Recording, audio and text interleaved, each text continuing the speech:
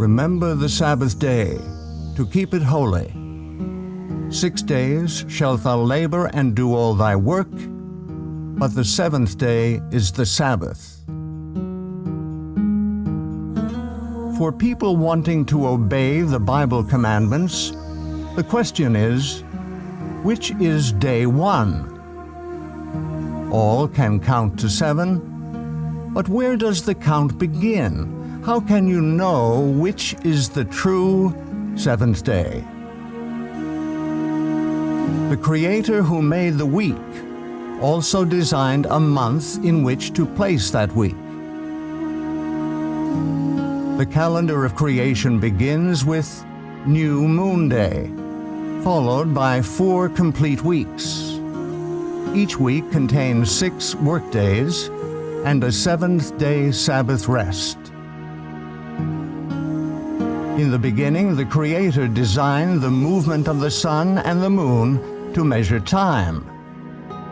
Let there be lights in the firmament of the heaven to divide the day from the night, and let them be for signs, and for seasons, religious gatherings, and for days and years. 2 great lights were set in the firmament of the heaven to rule over the day and over the night.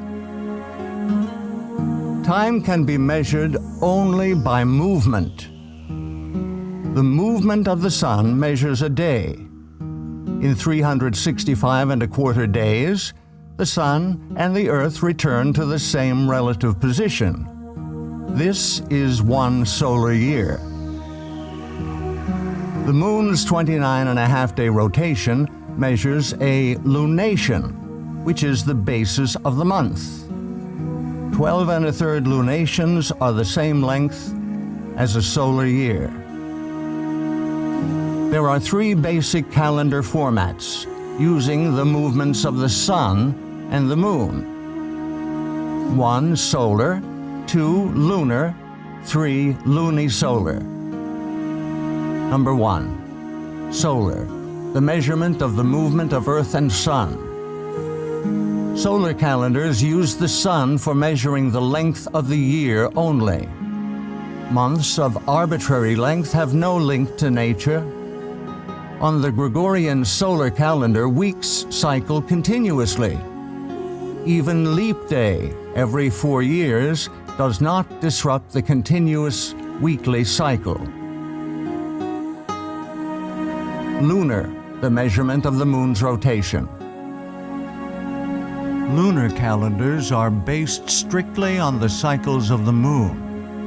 Months, which begin the first dawn after conjunction, cycle continuously without adjustment to the solar year.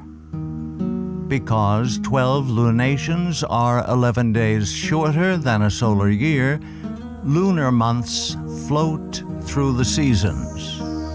Lunisolar, lunar months anchored to the solar year. The sun and the moon functioning together make a lunisolar calendar. Lunations are adjusted to the longer solar year by adding a 13th month 7 times in 19 years. The weekly cycle restarts with every new moon. Each lunation has 4 complete weeks.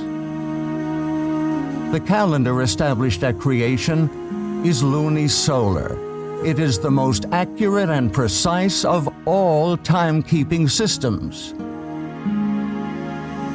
In Scripture, each lunation starts with the celebration of a special day of worship, New Moon Day. New Moon Day starts with the first dawn after the astronomical new moon, also known as the conjunction. 6 workdays follow, and then a 7th-day Sabbath on the 8th of the month. 3 more weeks follow, ending on the 29th.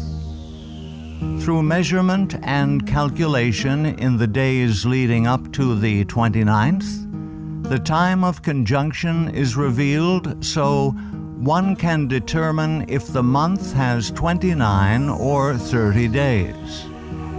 No month, ever has more than 30 days. The true luni-solar calendar is very user-friendly. Days of the week always fall on the same dates of the month. Every time a seventh-day Sabbath in Scripture is assigned a date, it always falls on the 8th, 15th, 22nd, and 29th days of the month. Scripture states that the moon was created specifically to measure times for worship. He created, the moon for seasons, that is, worship times.